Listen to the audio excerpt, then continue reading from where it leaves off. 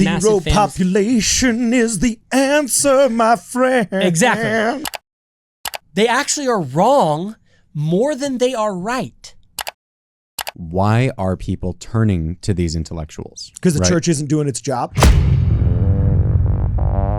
Is people put undue trust in the intellectual class.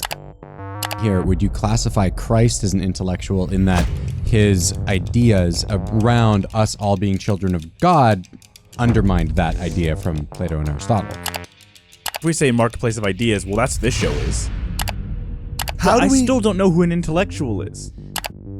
I feel like we normally do, through peer review, have a setup that can help test our intellectuals, but it's kind of been hijacked. I think naturally society is coming out of this right now, and the proof is in the memes.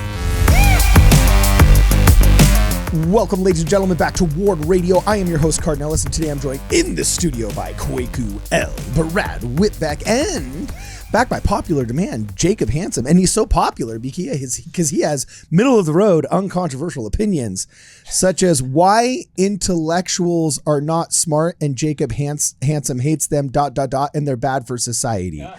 So, no, I'm just kidding. What are intellectuals and why Jacob hates them? Go, Jacob. Yeah, so I guess first we got to define what an intellectual is. Okay. So what's funny is I actually love a lot of intellectuals. Some of my biggest heroes are intellectuals. And the one that I'm going to talk about today, or kind of quote from. Who are those heroes? Thomas Sowell, for one. Wait. It's a weird way to pronounce liar. Keep going. Oh my gosh. Whoa. If you don't, out swinging already. Shots fired. Okay. I'm ready to go to bat on that one because Dr. Thomas Sowell is excellent. I think he's someone that everyone needs to read. And if you don't understand the ideas of Dr. Sowell, I just feel like you're missing, you just don't understand the full story. I noticed you just said doctor multiple times to like re-emphasize how important he is. Okay, so I want to push back on that exact concept. So he has a book called Intellectuals and Society. Ooh, okay. Ooh, hold on, we're looking this up. Hold on. And keep going. No, I wasn't telling you to stop. So basically what this book is about is he kind of examines. Well, first of all, he defines intellectuals. That's the first thing we need to do here. By intellectuals, not meaning just like someone who's smart. Yeah. Okay? That isn't what an intellectual is. He's talking about people who make their living, their primary product and occupation is ideas. That's what they put out. So generally, these are things like authors, things like intellectuals, academics. These are people that fit that category. Fantasy authors or like what? No, he's talking more people that are in the, although I would say that maybe they kind of count, but they're generally because they people produce something valuable, if not just entertainment into society. Whoa, Cardin, it sounds like you almost like intellectuals. No, I'm saying the fantasy authors are more valuable than the intellectuals. I know. Because the entertainment itself is a more practical product than anything intellectuals have come up with. Look, I might be vibing totally with Jacob on this one all day long. So what you have, so philosophers, for instance, they're a type of intellectual, and I like to think of them kind of like idea engineers, right? Okay. But just because you're an engineer doesn't mean that you can create the Sistine Chapel, right? It means that you're good at math, you have a lot of skills, and philosophers, for instance, are people who they're good at breaking down ideas, analyzing them through the laws of logic, and kind of evaluating what ideas are coherent. And usually academics, for instance, they're very linguistically gifted. They can express themselves well. Okay. So they have a certain skill set.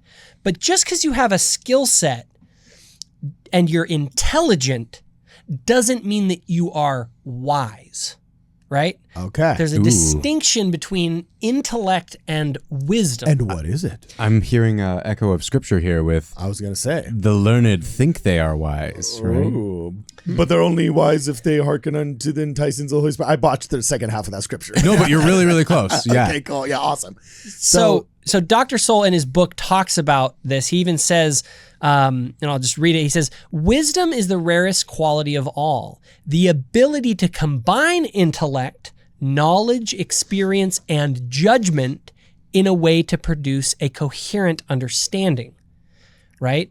So it's a more holistic thing. It's about not only understanding the facts, but understanding the way that facts interact with each other in order to produce something that is valuable or good. Does that make sense? So here's a modern day philosopher that I will quote, Tim Pool, who famously once said that knowledge and intellect is understanding that tomatoes are indeed a fruit. Wisdom is knowing that you should not put them in a fruit salad. Right. So, okay, I get it. That just like scripture says, for when they are learned, they think they are wise. Well, are you having problems with the idea of not having tomatoes in a fruit salad? No. I like the idea that originated with Tim Pool is just the most wildly millennial thing I think I've ever heard. No, he made it up. Like, I should have said Dr. Tim Pool. Then it would have been more digestible. No, that's like old. That is an old saying. Like Tim Pool. That was actually an attempt at very subtle humor. Obviously. Okay. Is that the guy who's always wearing the beanie? Yes, it's the guy that's always wearing the beanie. Yes. It's like Abraham Lincoln said on his Twitter. I see what you're doing. Okay, yes. cool. I guess the delivery was poor, and that is my fault. But anyway, so yes, there's a difference between knowledge and wisdom. Okay, just because you're a smart guy that can say, actually, tomatoes are a fruit, doesn't mean you have the wisdom to know not to put them in a fruit salad, right? Yeah. So it's fair to say that, okay, knowledge when correctly applied yields wisdom, and interestingly, that's why the ancient Jews required before you could be a rabbi that you had to be a what? A married man. Yeah, that's right. Yeah, and because they believed there was no better way to understand the balance of mercy and justice than to be married, to have a family, to have children, to have a wife, and have firsthand experience in having to balance mercy and justice, right? So, okay, cool. So I get that there's a difference between learned and wise, okay?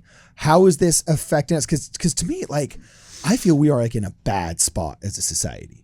Mm-hmm. Like all of the worst ideas that we have adopted have come out of intellectualism, which is really just leftist, progressive, proto-Marxist, culturally postmodernist, academia, intelligentsia driven, you know? And how do we overcome that? So one of the things is people put undue trust in the intellectual class, because we like to talk about the things that intellectuals have actually brought to society through various things, and they have, right? But the problem is that if you actually were to study history, and this is kind of what Dr. Soul does in his book, is he lays out not only the ideas that have gone right from intellectuals, but you don't ever see the list of all of the things they got wrong throughout history.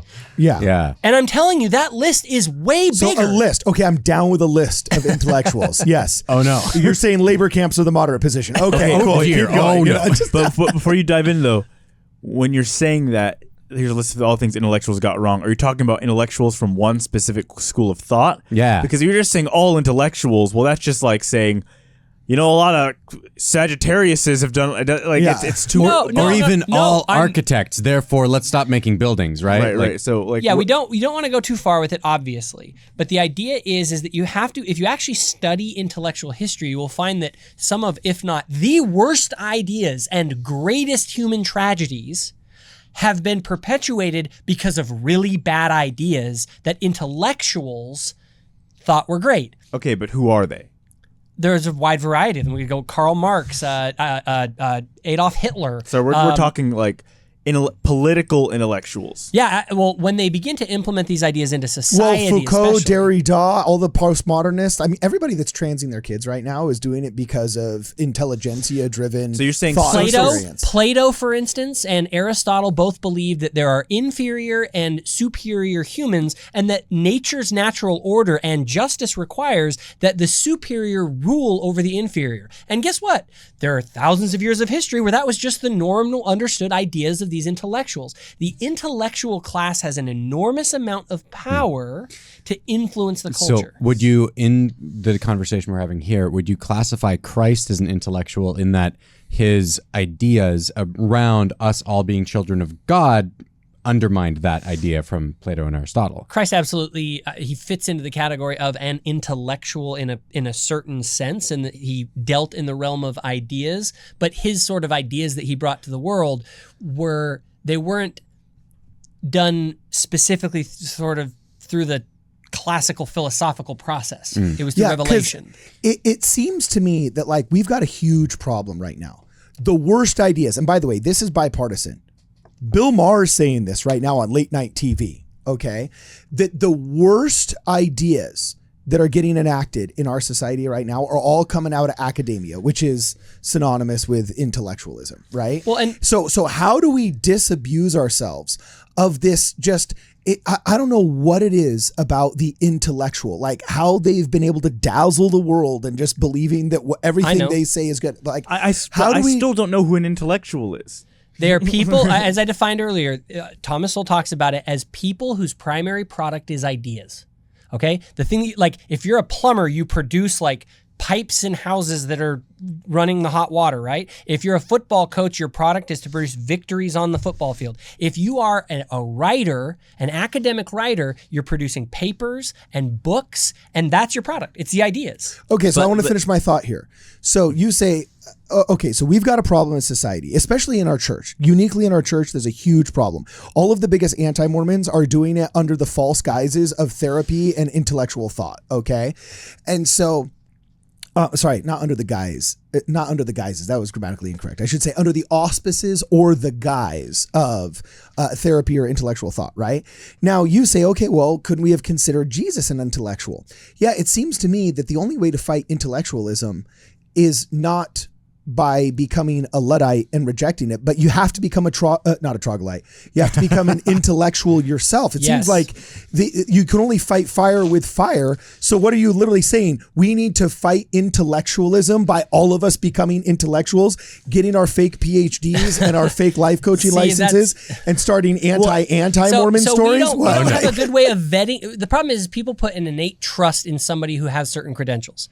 Okay. But as Thomas Sowell talks about in his book, he says the standards by which engineers and financiers are judged are external standards, beyond the realm of ideas, beyond the control of their peers. An engineer whose bridges or buildings collapse is ruined, as is a financier who goes broke. However plausible or admirable their ideas might have seemed initially to their fellow engineers and fellow financiers, the proof of the pudding is ultimately in the eating, but the ultimate test of an intellectual's ideas is whether other intellectuals find those ideas interesting, original, persuasive, elegant, or ingenious. There is usually no external test. Okay, I think I understand what you're getting to here. That intellectuals have a problem in that we cannot really test what they produce. Yeah, but here, I'll nuance it a little bit. Here's what happens.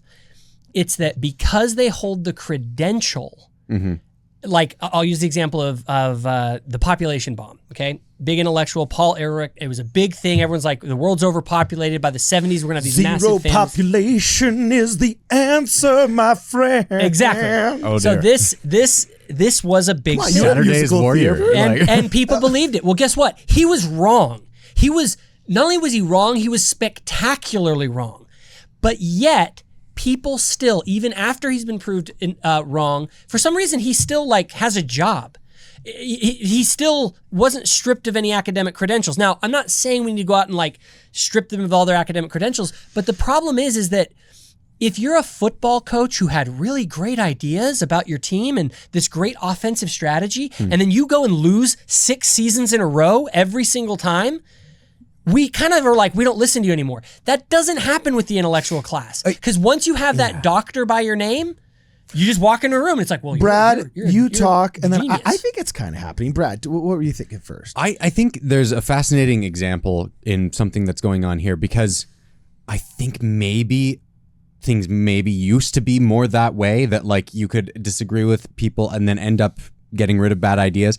But now we've gotten into an interesting echo chamber where you have things like David Lindsay happening, right? Yeah. The guy who went and like said all the things he knew would want to be heard. James Lindsay, you mean? James Lindsay, is that the guy? Okay, yeah. The guy so James Lindsay goes and starts submitting papers that are nonsense, but they say the things that want to be heard, right? So I feel like we normally do, through peer review, have a setup that can help test our intellectuals, but it's kind of been hijacked because right now the peer review isn't actually intellectually diverse at all, right? It's almost like an intellectual pride cycle.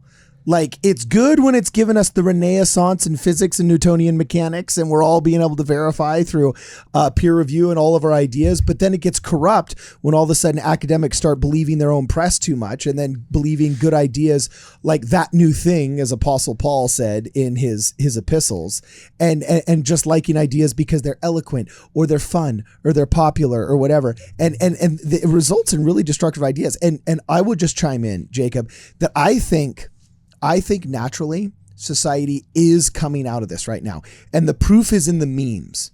Okay. I see kids putting this meme out all the time. It used to be throughout the 90s, the early aughts, and even into the early 2020s when people would say, well, actually, did you know that tomato is a fruit?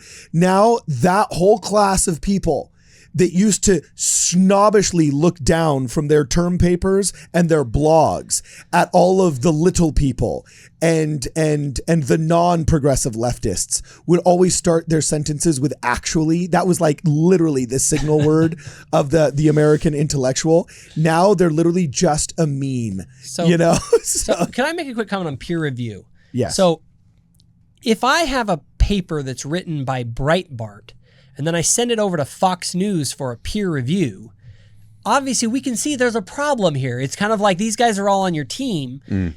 Now, if you go and look at the ideological diversity of certain areas of the academy, go look up the studies on it.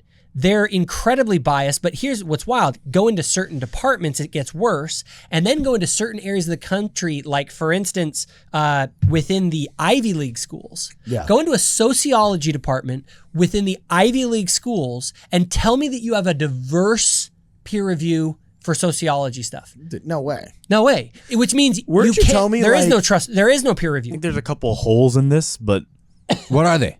Yeah, what are they? I still don't think we've defined what an intellectual is, because if we say marketplace of ideas, well, that's what this show is. Yeah. Are we talking about academics? Are we talking about professors? Are we talking about people that are publishing writings in academia? I feel like we're still really open-ended. Yeah. And I'm confused. I'm listening to this. I'm like, who are we talking about?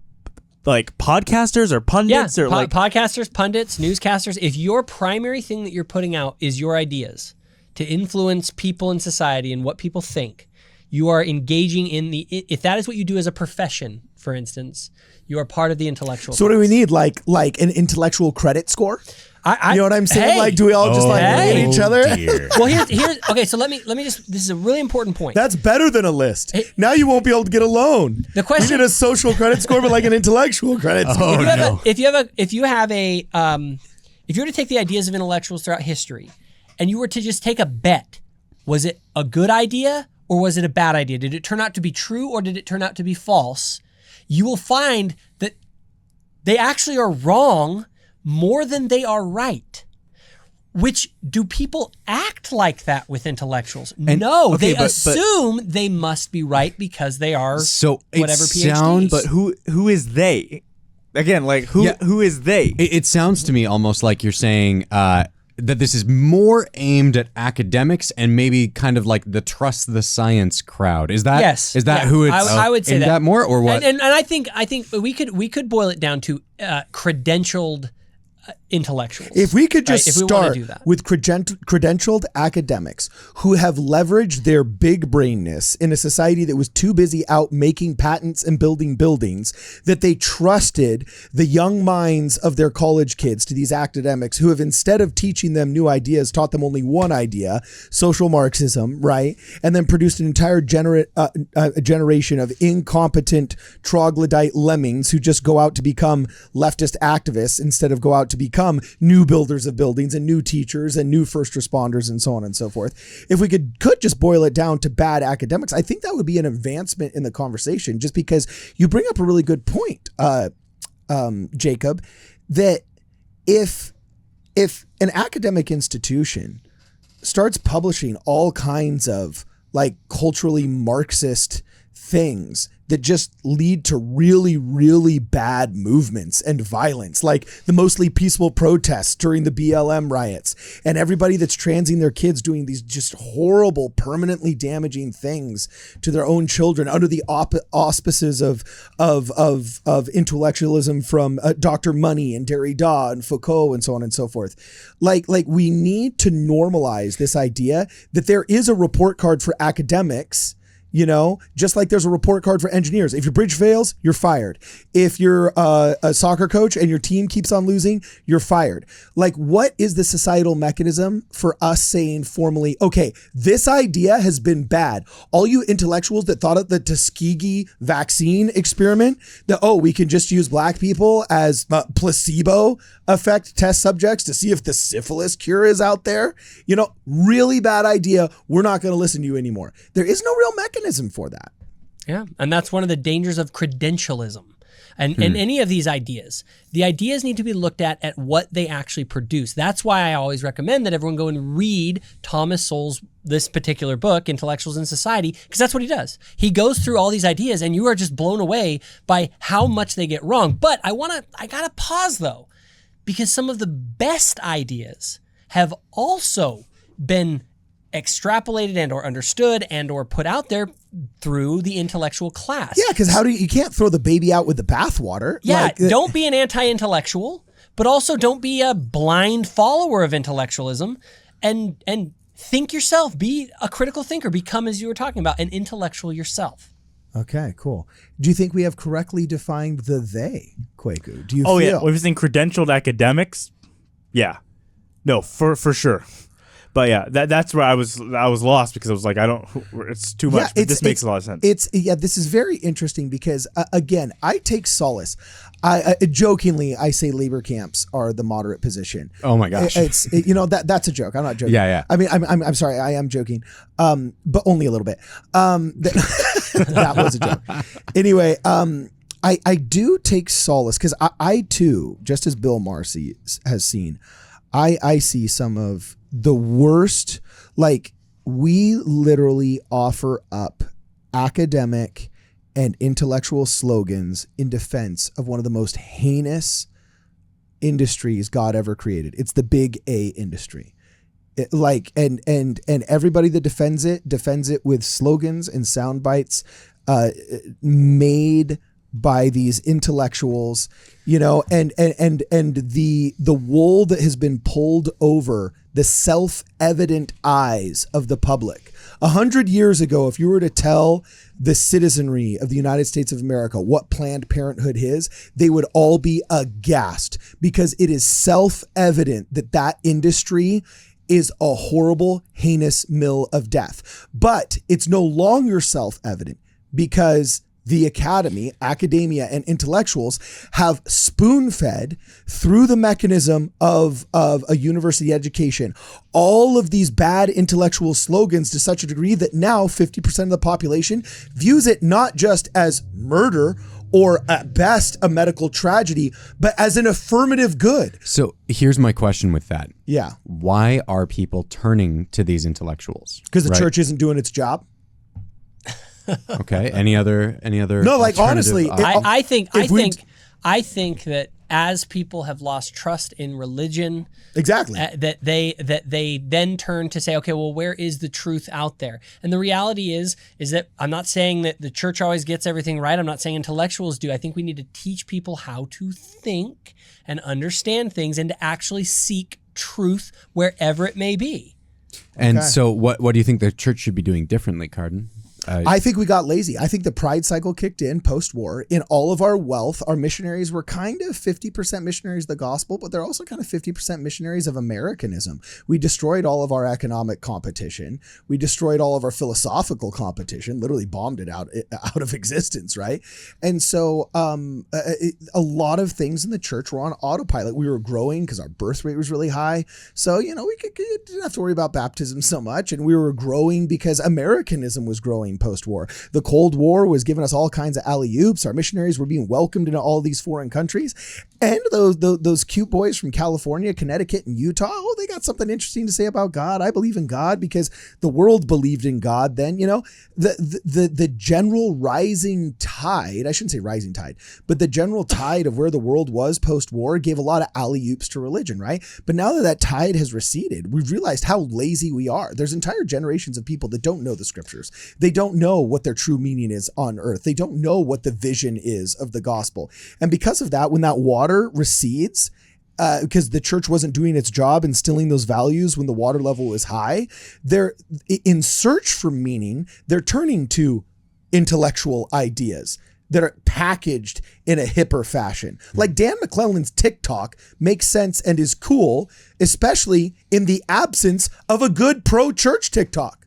When Dan McClellan wants to come out and say there's a biblical justification for abortion, you know, and there's no coinciding TikTok done by a faithful linguist here. You know what I'm saying? Yeah. Like he's able to Trojan horse all of those really bad ideas with a horse built out of academic and intellectual slogans because he's doing it and nobody else is counteracting him. Well, I would say one quick thing on this. Technology has improved immensely. And scientific endeavors have done excellent, wonderful things. And so people have basically been told, trust the science. And the thing is if anyone knows anything about science, there's a big difference between the science of physics or chemistry or the science of sociology. But they're all kind of put into this, oh, it's all science. And therefore people accept, well, the therapist I'm talking to, they're basing it in the science. Yeah. So last question. What's the number one thing we do to inoculate our children and future generations against what is now corrupted intellectualism? Because the intellectualism of now is not the intellectualism of the 40s and 50s and early 60s. Teach them the history of the intellectual movement. Teach them not only what intellectuals have gotten right, but that what they've gotten wrong. Help them to understand the full story. And what true academic, like what the true scientific method is. Mm-hmm. Like what true peer review means and why true peer review is good. Not this corrupted echo chamber peer review that we're dealing with right now, but like what the academy really should be in its purest, best form. And then I think that's the best bulwark against bad intellectualism, because at the end of the day, this whole podcast has really been about bad intellectualism and not intellectualism itself inherently. And if we could do a better job of that, I think we would not be as led astray. Does that sound fair? Agreed. Okay, cool. Awesome. So what else are we saying? No, that's our outro.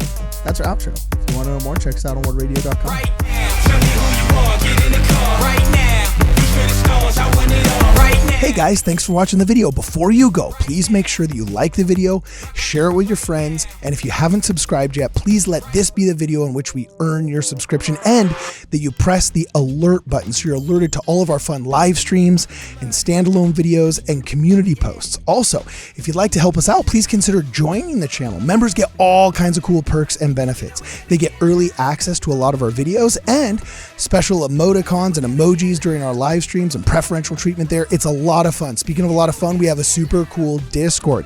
If you'd like to join our Discord, check us out on wardradio.com. There's a link to the Discord there. Also, you can sign up there for our newsletter.